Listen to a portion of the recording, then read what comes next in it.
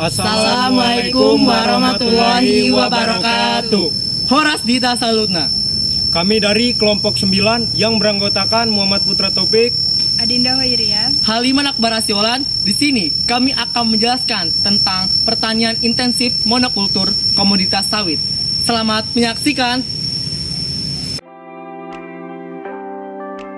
Apa itu pertanian intensif? Pertanian intensif adalah sistem budidaya tanaman dan hewan yang menggunakan tenaga kerja juga modal yang besar.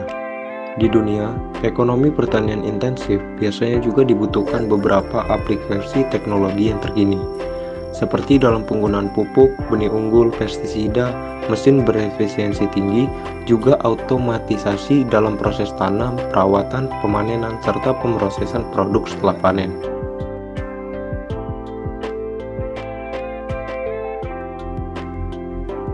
Pertanian intensif monokultur. Pertanian intensif monokultur merupakan cara budidaya di lahan pertanian dengan menanam satu jenis tanaman pada satu area, dengan menggunakan tenaga kerja, teknologi dari pertanian, dan juga modal yang cukup besar.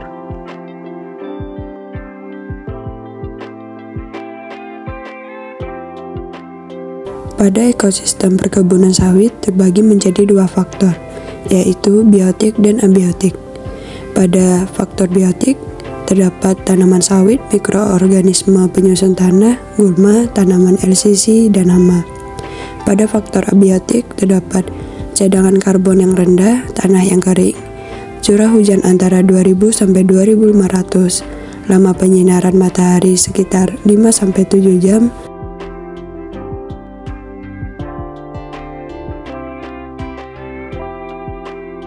Pada manajemen pemeliharaan, terdapat 9 cara yang sering dilakukan. Di antaranya, pemeliharaan bibit. Pemeliharaan bibit kelapa sawit meliputi penyiraman, penyangan, pengawasan, dan seleksi, serta pemupukan.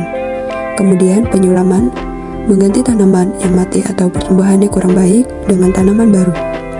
Kemudian pengendalian gulma. Gulma di sekitar bibit atau tanaman sawit perlu diberantas sebab dapat merugikan tanaman pokok, bahkan menurunkan populasi. Kemudian pemupukan. Pemupukan dilakukan 2-3 kali dalam setahun, tergantung pada kondisi lahan, jumlah pupuk, dan umur kondisi tanaman. Kemudian membuat piringan. Piringan sawit adalah bulatan di sekeliling pohon sawit, dengan tujuan agar hama tidak mengganggu proses pemupukan dan harus dibersihkan dari gulma.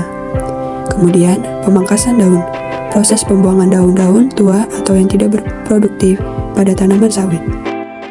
Selanjutnya yaitu ada kastrasi. Kastrasi itu sendiri adalah pemotongan atau pengembiran bunga jantan dan bunga betina yang masih muda pada tahap pembungaan awal. Selanjutnya ada penyerbukan buatan, yaitu membantu penyerbukan alami yang terganggu karena jumlah bunga jantan kurang atau musim hujan yang panjang. Dan yang terakhir ada pengendalian hama dan penyakit. Pengendalian hama dan penyakit pada tanaman sawit dilakukan dengan cara kimia atau menggunakan pestisida.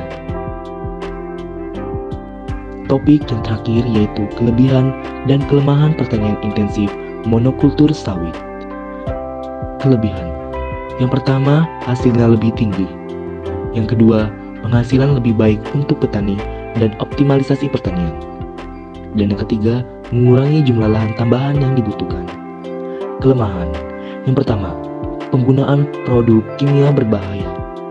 Yang kedua, menghancurkan unsur-unsur hara di dalam tanah. Yang ketiga, degradasi tanah dan erosi tanah. Yang keempat, banyak air dibutuhkan untuk irigasi. Dan yang kelima, efek negatif terhadap ekosistem alam.